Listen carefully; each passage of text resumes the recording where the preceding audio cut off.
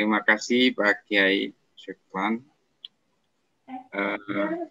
Hadirin Bapak-Bapak, Ibu-Ibu sekalian, langsung saja kita masuk ke sesi pertanyaan. Ada beberapa pertanyaan yang masuk Pak Kiai. Saya langsung ke pertanyaannya. Dalam sebuah hadis diterangkan bahwa orang yang meninggal karena wabah termasuk syahid. Bagaimana dengan orang-orang yang kesehariannya melalaikan agama? Apakah Allah melebur semua kesalahannya? Itu terkait dengan COVID-19 pakai. Mangga. Bismillahirrahmanirrahim. Memperhatikan hadis-hadis yang tentang syahid itu ada yang bersifat mutlak, ada yang bersifat muqayyad. Jadi karena terpengaruhi dengan kajian yang lalu, jadi selalu saya berpikir begitu. Kalau seperti di hadis Muslim saja dikatakan bahwa man qutila fi sabilillah fahuwa syahid. Man mata fi sabilillah fahuwa syahid. Man mata bitta'un fahuwa syahid. Itu mutlak. Ya. Mati karena syahid. Tidak melihat bagaimana, apakah dia matinya bagaimana, sedang maksiat atau bagaimana, pokoknya mati karena ta'un syahid. Nah, kalau pertanyaan tadi dijawab dengan hadis barusan, maka semuanya syahid. Katakanlah sedang berdosa apa. Tapi kalau melihat hadis lain, hadis Bukhari, nah disinilah ada yang muqayyadnya, yang dibatasinya. Ya, kata hadis ini, Aisyah bertanya kepada Rasulullah Sallallahu Alaihi Wasallam tentang ta'un. Maka Rasulullah Sallallahu Alaihi Wasallam menjawab, Allah yab'asuhu azaban liman yasha. Allah mengirimkan ta'un itu sebagai siksa bagi orang yang Allah kehendaki. Wa ja'alahu rahmatan lil mu'minin. Tapi Allah jadikan rahmat bagi orang-orang yang beriman. Bagaimana rahmat itu? Nah, kalau seseorang kena COVID atau ta'un, sobiron muhtasiban, dia sabar dan hanya menakar-nakar kebaikan dari Allah, tidak menghitung kebaikan dari sana sini, penuh karena Allah, dan dia yakin annama asabahu lam yakun liyukhti'ah wa ma akhta'ahu lam yakun liyusibah. Dan dia yakin apa yang kena dia itu, apa kena kepada dia itu dari Allah, bukan suatu kesalahan dari Allah. Karena yang salah dari Allah tidak akan mungkin kena. Artinya betul-betul yakin ini adalah karena takdir Allah. Sabar, yakin pada takdir. Nah, maka dia mati sebagai syahid. Atau kana lahu mislu ajri syahid dalam hadis lain. Nah, itu. Jadi tidak mutlak. Pokoknya mati karena COVID saja seperti itu syahid. Nah, ini yang ada muqayyadnya, ayat dijelaskannya kalau matinya begitu. Begitu juga yang mati di dalam perang, ya, jihad. Apakah semuanya yang mati di dalam perang jihad itu pasti syahid? Belum tentu. Waman qatala li ayyuqala annahu du syaja'ah, ya, dalam penjelasan itu, barang siapa yang mati tapi ingin diketahui dikenal sebagai orang pemberani, tidak termasuk yang syahid, ya. Kalau kena pada kategori itu, jadi yang mutlak tadi, hadis-hadis yang mutlak itu diintegrasi dengan hadis yang muqayyad ini. Ya, pahalanya sama. Nah, para ulama karena ada dalam hadis ada 7 kategori syahid itu, nah semuanya disejajarkan. Hanya bedanya katanya hanya dalam hukum pengurusannya. Kalau syahid di dalam perang fisabilillah itu tidak dimandikan dan ya tidak diganti kapan dan lain-lain ya. Nah, yang mati biasa ini biasa diurus seperti biasa. Itu kira-kira apa Cucu dari pertanyaan apa sudah terjawab pertanyaan barusan? Iya, sudah pakai. Ya. Lanjut pertanyaan berikutnya pakai masih tentang COVID ini. Akhir-akhir ini COVID semakin mencekam, tapi masjid malah harus ditutup. Apakah ini tidak terbalik? Bukankah mestinya semakin mendekatkan diri kita kepada Allah Subhanahu wa Ta'ala? Itu pakai pertanyaan.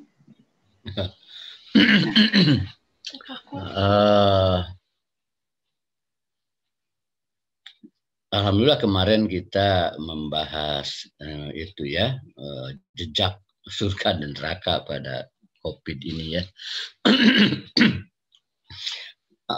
Jelas ini memang harus semakin mendekatkan diri kepada Allah. Ya seperti ayat yang dikaji kita bahas minggu lalu. Walaqad arsalna ila umamin min qablik fa'akhadnahum bil ba'sa'i wad-dharra la'allahum yatadarra'un.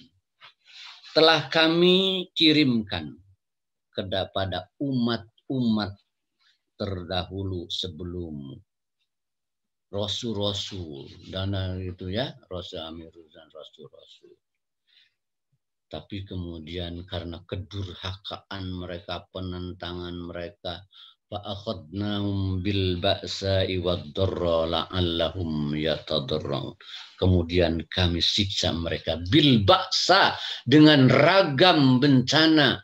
Al-ba'sa itu bencana-bencana yang berhubungan dengan kesulitan kehidupan, ekonomi, bencana-bencana alam. Sedangkan ad-dharra bencana-bencana yang berhubungan dengan ragam penyakit. Apa harapan Allah? La'allahum yatadarra'un. Ini mengulangi ya. La'allahum yatadarra'un. Mudah-mudahan mereka tadarru. Tadarru itu apa? Tadarru itu pertama ada makna tadallul. Tadallul itu merasa tidak berdaya di hadapan kehendak dan kekuatan Allah. Buktinya kan sekarang semuanya tidak berdaya untuk menangkal COVID ini. Kematian luar biasa. Itu kan ketidakberdayaan kita. Dunia tak berdaya. Itu kan tidak. Sudah jelas tadallulnya. Tinggal tadarru. Tapi kadang-kadang tadallul pun tidak diakui. Merasa gagah saja untuk menghadapinya. Nah, mestinya menyerutkan pikiran dan hati kita untuk tadallul di hadapan Allah. Kemudian tadarru. Tadarru itu apa?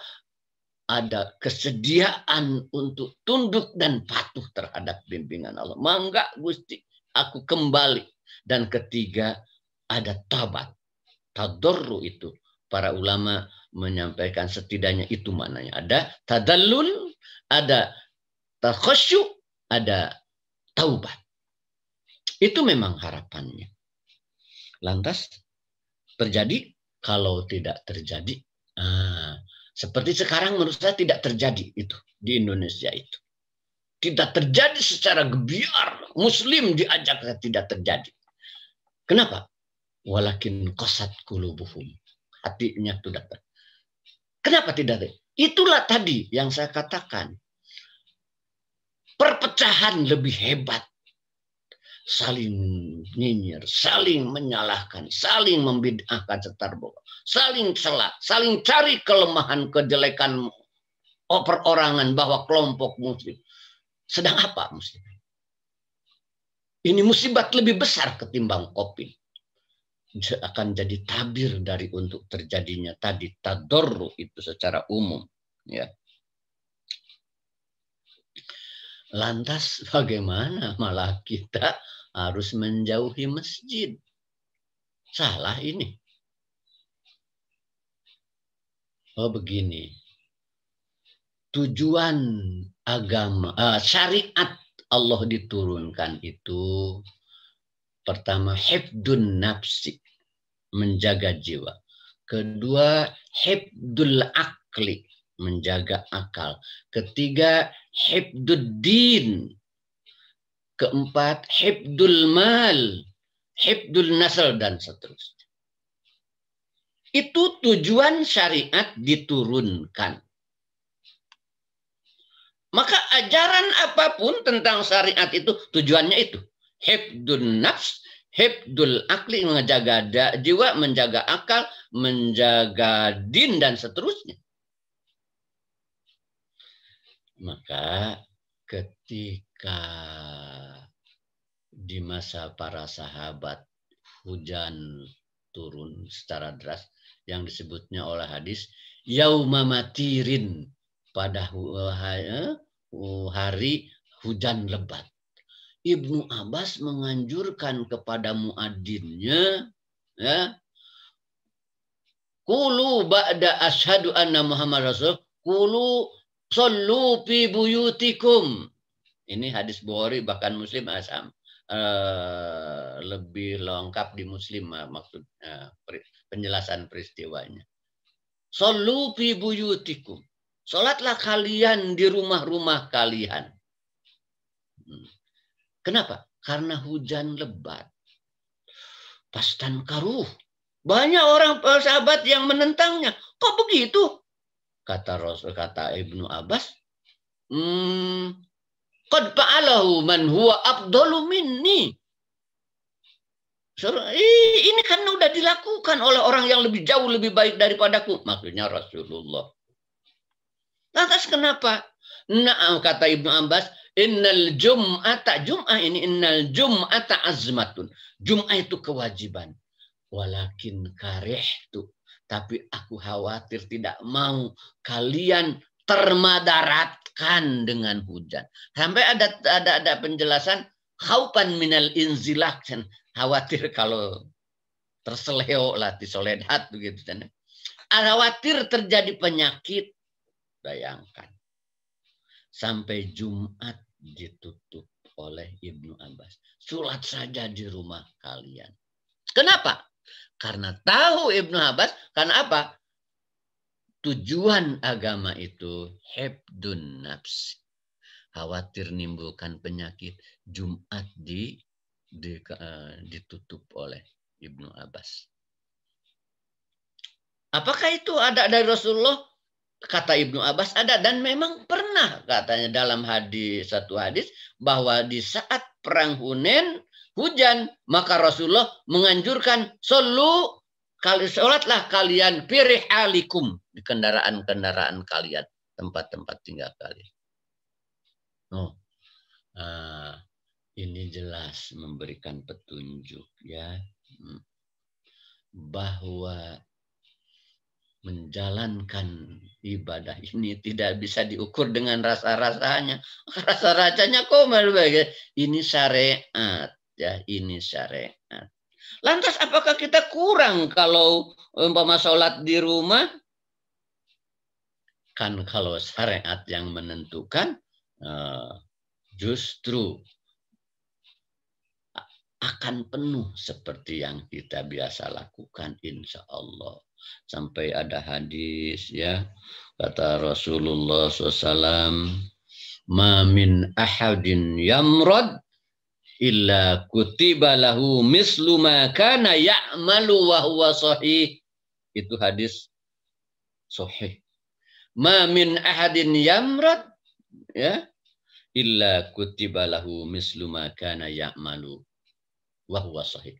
Tak seorang pun sakit. Lantas karena sakit dia tidak ke masjid, tidak ke maka sudah dicatat bagi dia pahala-pahala seperti yang tatkala dia sehat.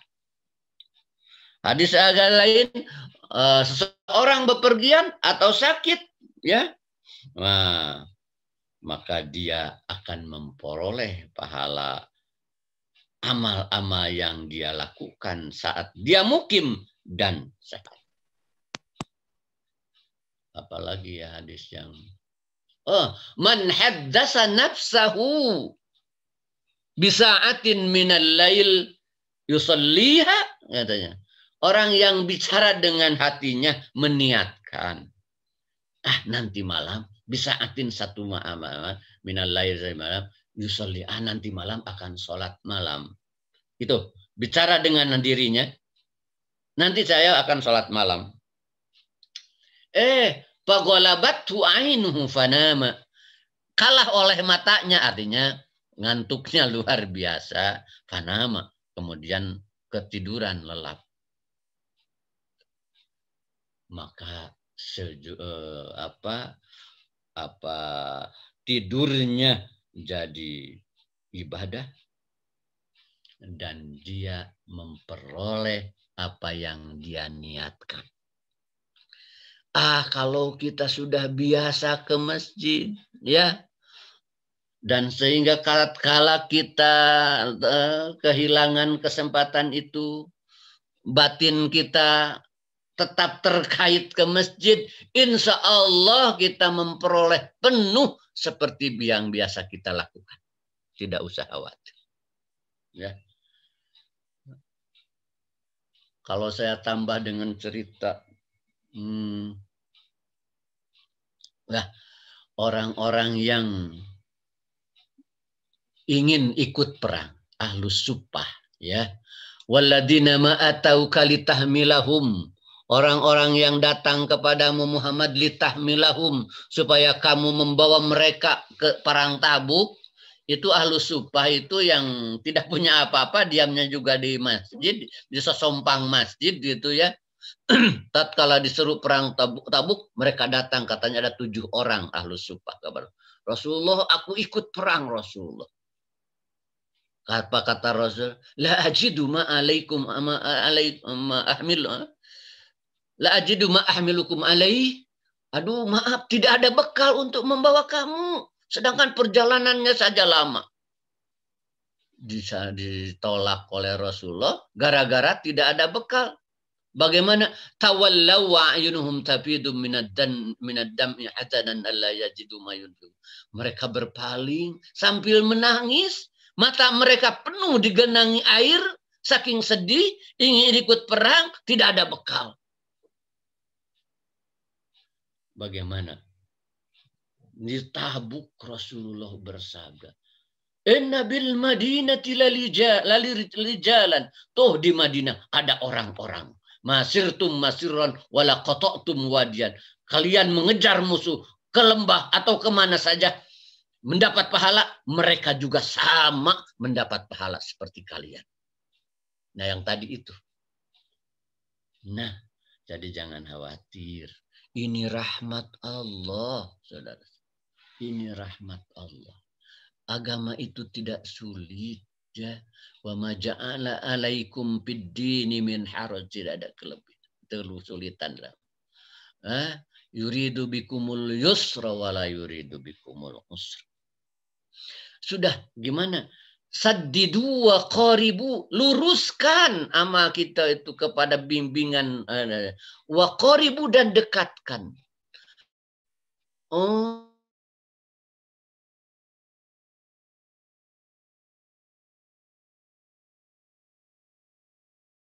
Ya, itu ada bimbingan, tidak usah khawatir. Tapi tentu saja kan dibuka aja, menutup itu tidak mutlak-mutlakan kan. Yang kalau kondisinya sudah hijau silahkan, Ya, dan bukan menutup mutlak seluruhnya aktivitas. Maksudnya tentu saja mungkin ini menutup. Ya kalau ada prediksi atau perkiraan-perkiraan yang lain yang tidak jelas, hanya perkiraan atau tuduhan-tuduhan, kita jangan terlalu jauh banyak berprasangka dulu selama itu. Sudah saja kita laksanakan apa yang jelas bimbingan syariatnya laksanakan. Allah tidak akan menyia-nyiakan, rahmat Allah lebih luas. Dan kemenangan perjuangan Muslim itu bukan tatkala kita mampu meluapkan emosi kita, kebencian kita, sekalipun atas nama agama. Bukan, itu bukan sedang memperjuangkan agama, tapi sedang merusak agama. Itu kata Rasulullah, hindari rasa benci. Sebab ungkapan dan sikap dengan rasa benci itu bukan menjuangkan Allah. Al-halikoh itu yang merusak. Al-halikoh itu yang mencukur. Hanya kata Rasulullah, aqulu antahlikot, bukan maksudnya mencukur rambut katanya, tapi mencukur, mengikis keberagamaan. Jadi musibat besar Bapak-bapak. Ini pertentangan, permusuhan, kebencian yang sudah diungkapkan antar Muslim. Iya, ada kesalahan di sana, tapi ada kebaikan. Itu kelompok itu ada baiknya, tapi ada juga mungkin. Kenapa? Harus saling menyudutkan, harus saling memberi, harus saling menyalahkan, harus saling membeda. Apakah itu sedang memperjuangkan agama? Maaf, menurut saya itu sedang merusak agama. Sebab persatuan, wajibnya persatuan dan larangan perpecahan ditekankan sejak Nabi Nuh, Ibrahim, Musa, Isa. Syara'a lakum minad dini ma wassa bihi Nuha walladzi auhayna ilaik wa ma wassayna bi Ibrahim wa Musa wa Isa an aqimud din wa la tatafarraqu fi. Telah disyariatkan kepada Nuh, kepada Muhammad, kepada Ibrahim, Musa, Isa. Apa? Tegakkan agama dan jangan pecah belah. Ini prinsip besar. Dan kita segera mengoyak-ngoyak itu sekarang. Mohon maaf kalau kelebihan itu saking ya semangat dan kekhawatiran yang serius ya dengan kenyataan Muslim yang terus saling mengembangkan pertentangan dan permusuhan. Mungkin itu saja Pak Tucu yang bisa saya jelaskan. Syukran kasiran Pak Kiai, sudah sangat cukup sekali, lebih dari cukup. Saya kira pembahasan tentang ini, tentang COVID, saya kira semuanya juga bisa memahami. Memang sih kadang-kadang menyikapi COVID yang seperti gaib ini memang agak susah ya, jadi jadinya orang berbeda-beda pendapat gitu ya. Apakah ini perlu untuk menutup masjid atau tidak karena nggak kelihatannya.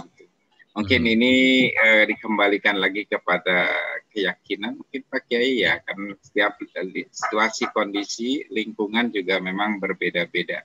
Di situ perlu ijtihad dari setiap pemimpin dan tokoh-tokoh masyarakat di sekitar masjid itu sendiri saya kira. Mungkin karena waktu sudah lebih dari 6.10 Pak Kiai, langsung saja mungkin saya mohon kepada Pak Kiai untuk memimpin doa untuk kebaikan kita semua supaya kita tetap berada dalam perlindungan Allah Subhanahu wa taala, dijauhkan dari bahaya, fitnah dan segala kemaksiatan. Mangga Pak Kiai. Bismillahirrahmanirrahim. Allahumma salli wa sallim wa barik ala sayyidina wa habibina wa syafiina wa maulana Muhammadin sallallahu alaihi wasallam. Amin ya rabbal alamin. Alhamdulillah hamdan yuafi ni'amahu wa yukafi'u majidah. Rabbana lakal hamdu kama yanbaghi li jalali wajhikal karim wa adimi sultanik. Ya Hayyu ya Qayyum ya Dzal Jalali wal Ikram, la ilaha illa anta bi rahmatika nastaghith. ومن عذابك نستجير لا تكلنا إلى أنفسنا ولا إلى أحد من خلقك طرفة عين وأصلح لنا شؤوننا كلها بما أصلحت به عبادك الصالحين Ya Allah, Ya Rahman, Ya Rahim. Ya Allah yang Maha Pengampun, lagi Maha Penyantun. Ampunilah kami, Ya Allah. Ampunilah dosa-dosa kami, Ya Allah. Ampunilah kedua orang tua kami, Ya Allah. Ampunilah dosa-dosa mereka, Ya Allah. Kasih sayangilah mereka sebagaimana mereka telah mengasihi sayangi kami di saat kami kecil, Ya Allah. Ya Allah, Ya Rahman, Ya Rahim. Telah panjang ujian, musibah yang Engkau hadirkan dalam kehidupan kami ini, Ya Allah. Telah terbukti bahwa kami tidak berdaya apa-apa di hadapan kehendak dan kekuatan-Mu, Ya Allah. Telah nyata semua rencana manusia terbaik tak berarti apa-apa dan tidak bisa menyalahi rencana dan kekuatan-Mu, Ya Allah. Segala kekuatan kami, manusia seluruh di bumi ini tidak berdaya dan tidak bisa berhadapan dengan kekuatan-Mu, Ya Allah. Ampunilah kami, Ya Allah.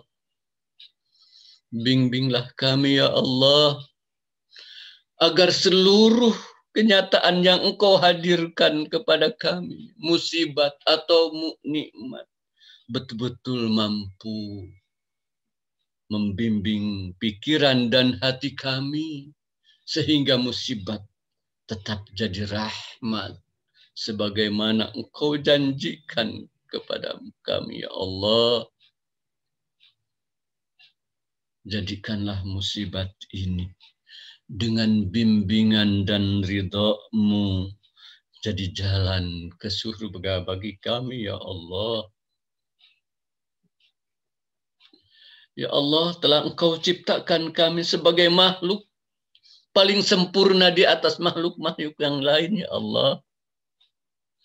Engkau anugerahkan mata kepada kami. Kami gunakan bisa melihat segala sesuatu keindahan yang Engkau berikan. Tapi sedikit kami melihat kehadiran dan keagungan-Mu padamu, Ya Allah. Telah Engkau berikan kecerdasan. Kami gunakan untuk memikirkan segala sesuatu. Tapi sedikit kami merenungkan rahmat, karunia, dan keagungan-Mu, Ya Allah. Engkau anugerahkan hati. Kami isi dengan segala sesuatu. Kecuali Engkau, Ya Allah.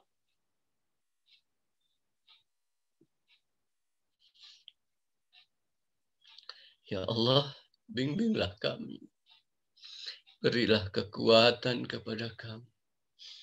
Agar mata, pikiran, dan hati kami betul-betul mampu bertemu dengan keindahan wajah-Mu, luasnya rahmat-Mu, besarnya keagungan-Mu, dan indahnya ridha-Mu. Rabbana taqabbal minna innaka antas sami'ul alim. Wa tub alaina innaka antat tawwabur rahim. Rabbana atina fid dunya hasanah wa fil akhirati hasanah wa qina adzabannar. Walhamdulillahi rabbil alamin. Al-Fatihah.